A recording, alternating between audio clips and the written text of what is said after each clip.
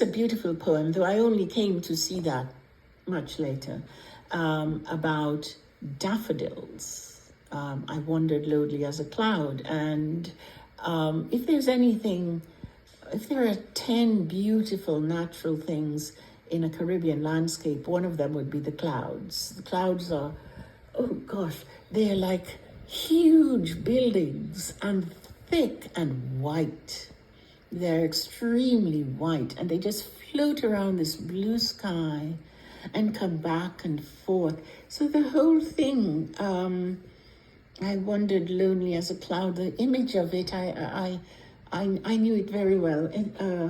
But it was to see these daffodils, and we were asked to commemorate something that most of us would never see or would never really understand. So I took a dislike to daffodils, which I've written about in my book, Lucy. Much later, as I became a gardener, I never grew daffodils. I always didn't understand them or didn't, well, I hated them because of this experience, or felt I hated them. And then one day, as I became more of a writer and thinking about things, I thought, what an injustice I myself was inflicting on Wordsworth and the daffodil, because it wasn't Wordsworth's fault that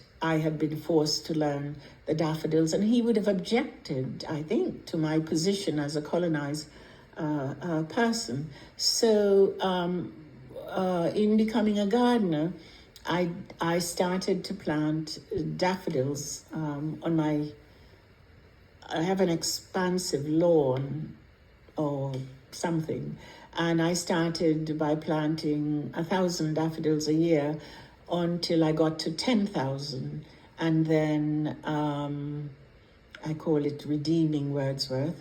I recite the poem and drink cheap champagne every year when they're in full bloom.